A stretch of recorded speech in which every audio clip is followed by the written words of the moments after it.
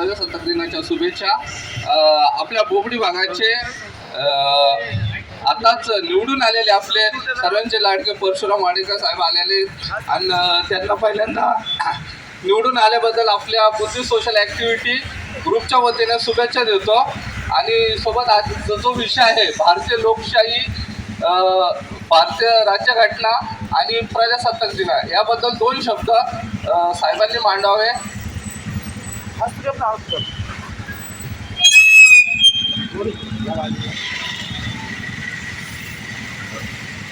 रायतेचे राजे छत्रपती शिवाजी महाराज, भारतीय राज्यघटनेचे शिल्पकार, परमपूज्य बोधिसत्व महामानव डॉक्टर बाबासाहेब आंबेडकर यांच्या स्मृतीस विनम्र अभिवादन करून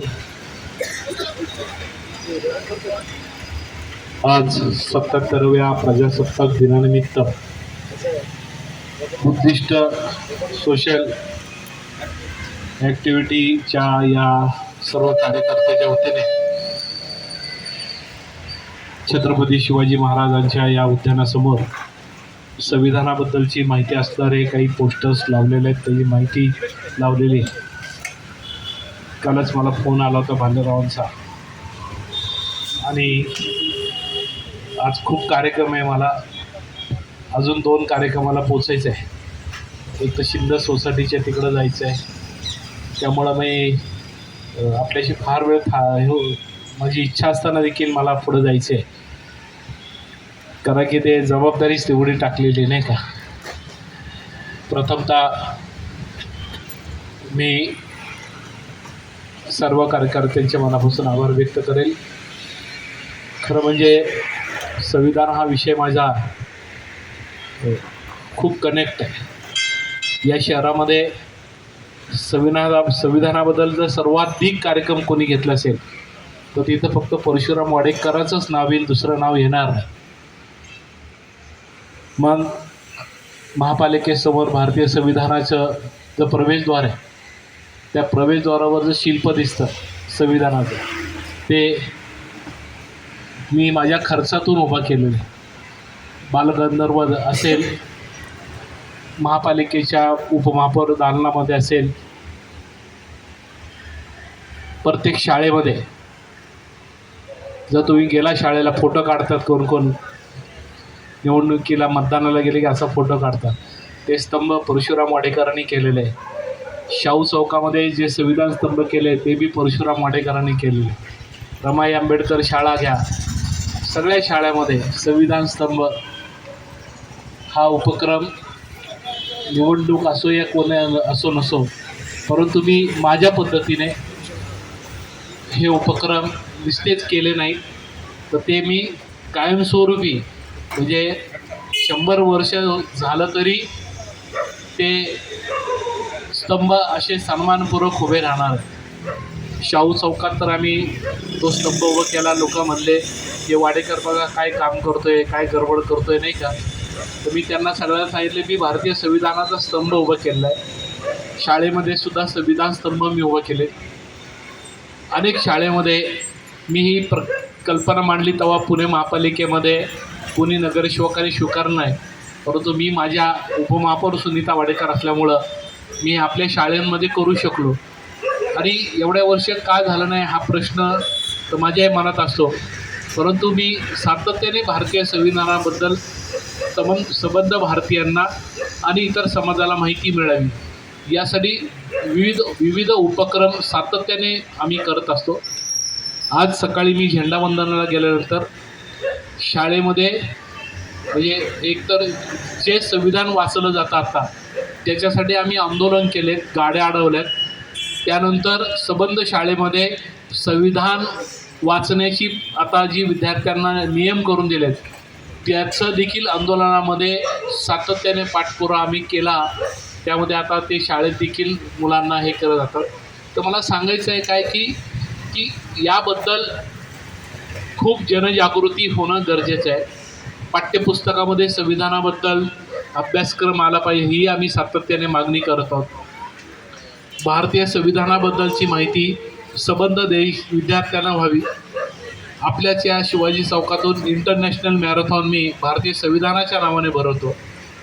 संविधान सन्मान दौड त्या दौडचं नाव आहे आणि एवढी मोठी भारतातली एकमेव संविधान दौड मी विद्यापीठात भरवतो आणि आपल्याच या ठिकाणी किमान 25 देशातील स्पर्धक त्या संविधान दौडमध्ये भाग घेतात आणि 8,000पेक्षा अधिक विद्यार्थी त्या संविधान दौडमध्ये सहभागी घेत असतात. त्यामुळं संविधानाबद्दल मला जे जे शक्य होईल, माझी पत्नी असेल, मी असेल, ते काम मी मनापासून करत असतो. ते अनेक वर्षापासून आम्ही करत आलेलं आहे. काही लोक नुसतं बोलतात भाषणामध्ये नाही, आम्ही पण कृतीमध्ये पण आम्ही कृतीशील कार्यकर्ते, म्हणजे कृती केली पाहिजे आणि त्याची इम्प्लिमेंट. आपण दुसऱ्याची रेष पुसत नाही, आम्ही आमची रेष ओढण्याचा प्रयत्न केलेला आणि नक्की पुणे शहरामध्ये देखील ज्या पद्धतीने संविधान दिन साजरा होतो तो संविधान दिन देखील आम्ही सातत्याने लावून धरल्यामुळं आता त्या संविधानाबद्दल अधिक माहिती लोकांना मिळायला लागलेली आहे. आणि म्हणून या ठिकाणी आता मी भाषण जेव्हा नगरसेवक म्हणून मी भाषण केलं त्यावेळेस प्रजासत्ताक म्हणजे काय, तर बाबासाहेब आंबेडकरांनी दिलेल्या संविधानाची अंमलबजावणी आजपासून सुरू झाली. आजपासून संविधान हे लागू झालेले आहे. 26 नोव्हेंबर 1949 रोजी बाबासाहेबांनी संविधान दिलं आणि 26 जानेवारी 1950 रोजी संविधान लागू झालं. प्रजेचं राज्य आलं. या देशामध्ये शोषित, आदिवासी, भटक्यामुक्त, गरीब, स्त्रिया या लोकांना जे अधिकार नव्हते ते अधिकार बाबासाहेबांच्या संविधानामुळे मिळालेले. या देशामध्ये मुख्याला देखील बोलण्याचा अधिकार बाबासाहेबांनी दिला. तुम्हाला आपण तर त्या चळवळीत राहतो, आपल्या पिढ्यानपिढ्या ह्या अन्य अत्याचारामध्ये गेलेल्या आहेत. एज्युकेशन नाही, शिक्षण नाही, गाव कसं बाहेर, अशा ह्याच्यामध्ये बाबासाहेब आंबेडकरांनी जर भारतीय संविधान लिहिलं नसतं तर आज आपली परिस्थिती काय झाली असती हे देखील माझ्या मनामध्ये सातत्याने निर्मित होतं.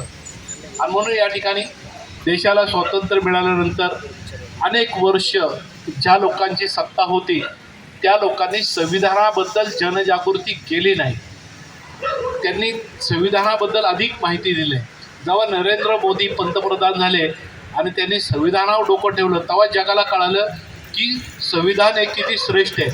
त्या अगोदर लोकाला म्हणजे व्हॅल्यू द्यायचं नाही, संविधान लिहिलंय राहू द्या.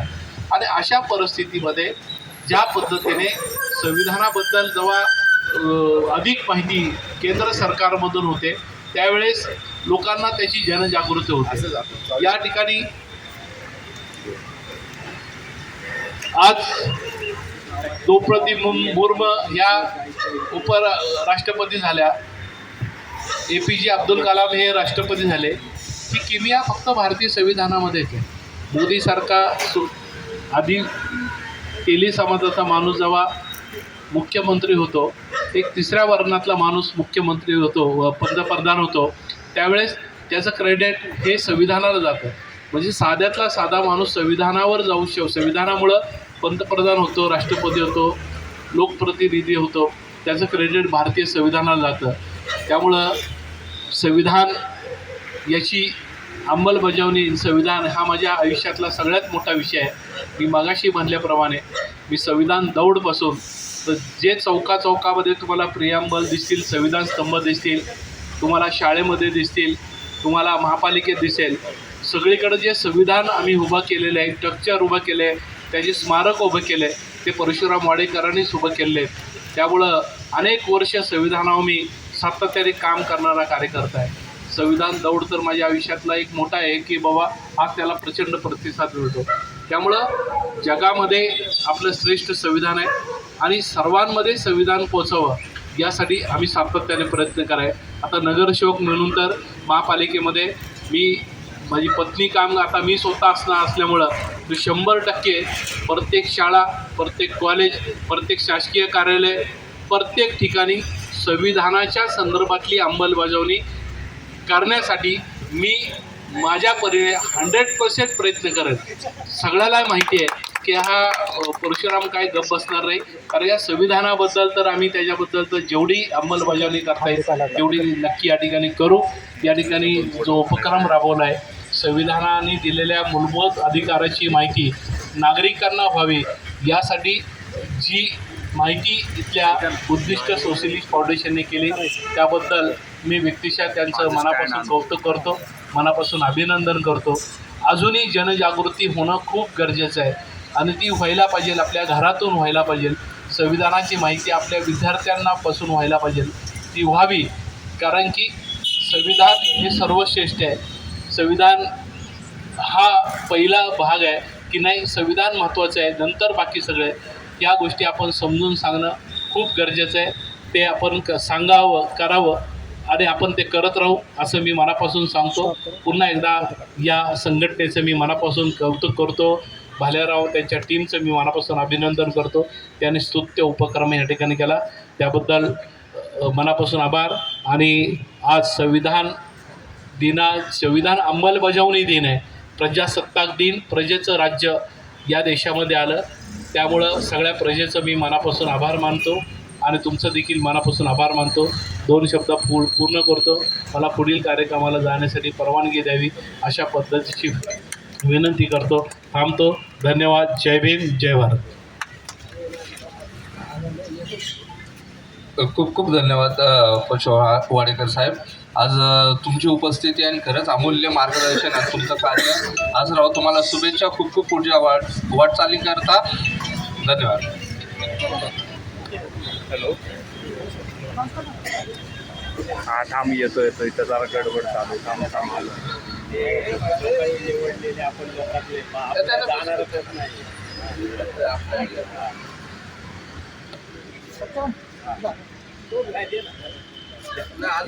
ज्येष्ठ जे नागरिक आहेत